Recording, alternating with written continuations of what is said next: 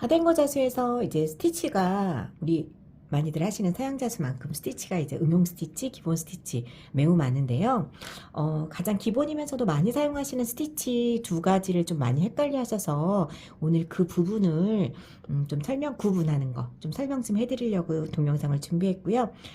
이렇게 보시게 되면 이렇게 사각 형태의 보사이디드 스티치, 그 다음에 또 사각 형태의 파고 스티치, 요 두 개를 이제 하단고 자수 이제 오래 놓으신 분들도 이제 오랜만에 수를 놓으시게 되면은 어떻게 해야 되지라고 잠깐 헷갈려 하시는 분들이 계시더라고요. 제가 이제 강의를 하다 보니까. 그래서 오늘은 요 두 가지를 구분하는 방법에 대해서 간단하게 설명을 해드리려고 합니다.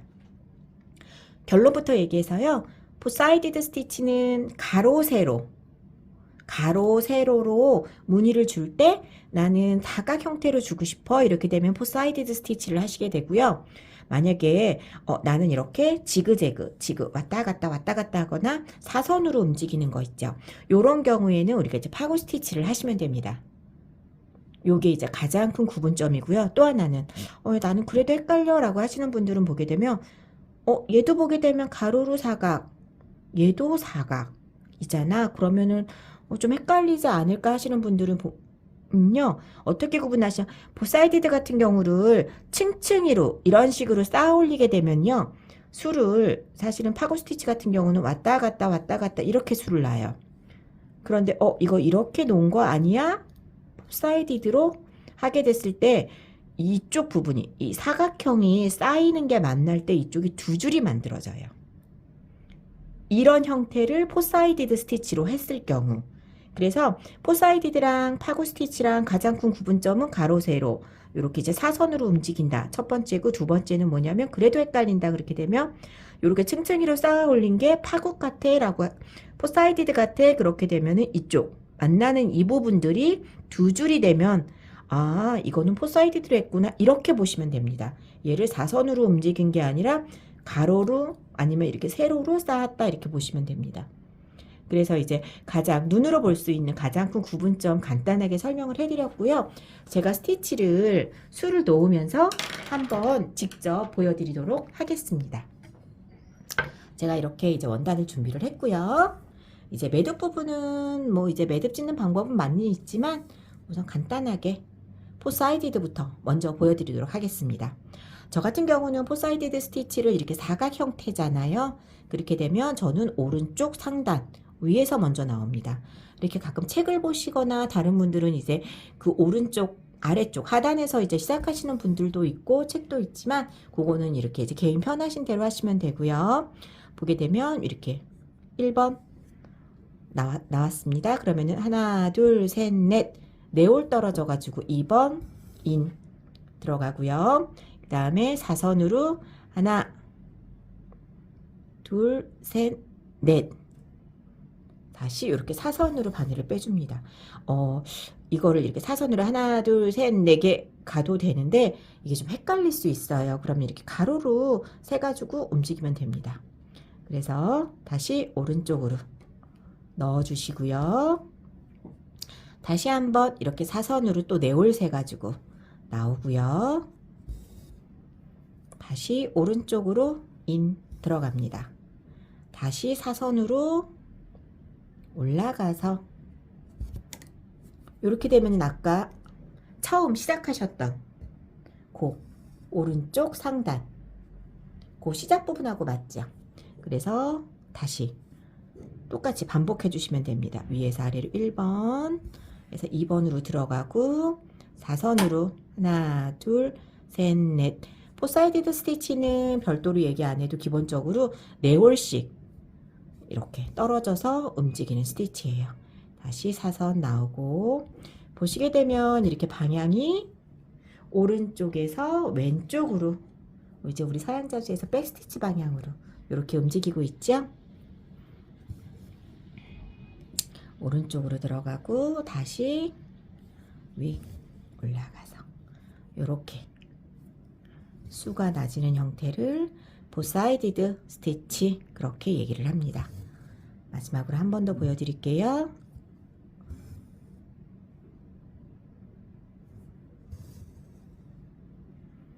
내가 이제 이 포사이티드 스티치를 잘 놓고 있는지 아닌지 헷갈리시게 되면은 이제 마지막 뒷면을 또 이제 확인을 해 보시면 됩니다. 포사이티드 스티치는요, 기본적으로 뒷면이 X자 형태로 나옵니다. 한번 보여드릴게요. 이렇게 보시게 되면 돌렸다. X자 형태로 나오는데 기본적으로 X자가 한 번, 두 번이 아니라 한 번, 두 번, 세 번. 그래서 X자인데 중간에 이렇게 껴있는 샌드위치처럼 껴있는 형태로 사선이 두 개, 이쪽은 하나. 그래서 이렇게 됐을 때 나는 포사이티드 스티치를 잘 넣고 있구나. 이렇게 마지막 더 확인 한번 해보시면 되고요. 그러면 아까 비교할 수 있는 파고 스티치 그거 좀 요 아래쪽에 보여드릴게요. 파고 스티치 같은 경우는 기본적으로 수놓는 방향은 이렇게 이제 사선으로 움직일 거예요. 포사이티드 스티치가 이렇게 가로로 움직였다고 하면은 파고 스티치는 차이가 이렇게 사선으로 움직일 거고요. 기본적으로 백 스티치랑 수놓는 방법이 비슷하다고 보시면 됩니다. 예를 들어 시작점이 여기다. 그렇게 되면은 바로 이렇게 가로나 뭐 세로로 움직이는 것보다 거꾸로 하나, 둘, 셋, 넷. 파고 스티치도 굳이 다른 설명이 없어도 기본적으로 네 홀씩 많이 움직입니다. 그런 다음에 사선으로 하나, 둘, 셋, 넷 내려와서 나옵니다. 그러니까는 포사이티드에서도 사선으로 사실 세는 게 조금 헷갈려요. 그래서 보시게 되면 가로로 하나, 둘, 셋, 넷 이렇게 세서 나와도 되고요. 백스티치 하듯이 들어갑니다. 다시 하나, 둘, 셋, 넷 나와서 백스티치 하듯이 다시 들어가고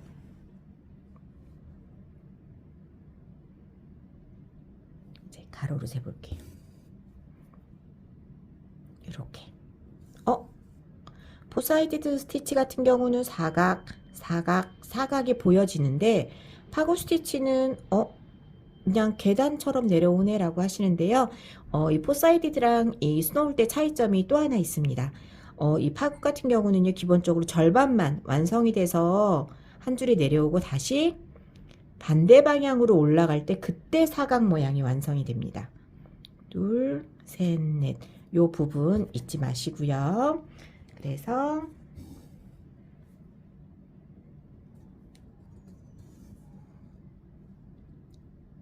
하나, 둘, 셋, 넷.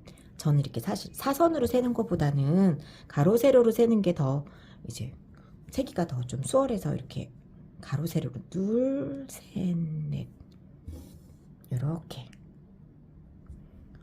하게 됐을 때 만약에 이제 올라가서 사각을 완성하는 거를 보여드리게 되면은 하나, 둘, 셋, 넷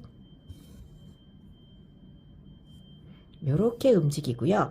만약에 여기서 나는 다시 되돌아가야 되겠다라고 하시게 되면은 기본적으로 하나, 둘, 셋, 넷 사각으로 백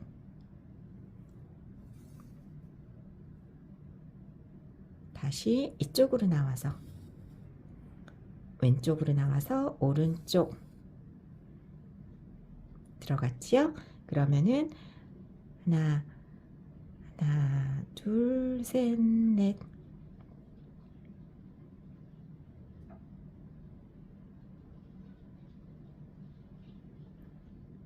하나, 둘, 셋, 넷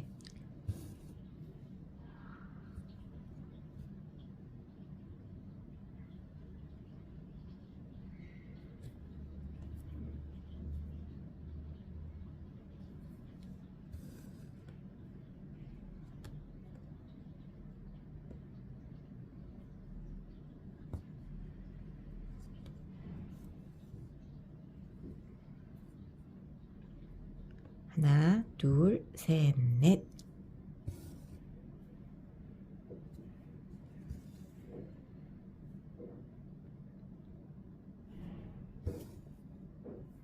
이렇게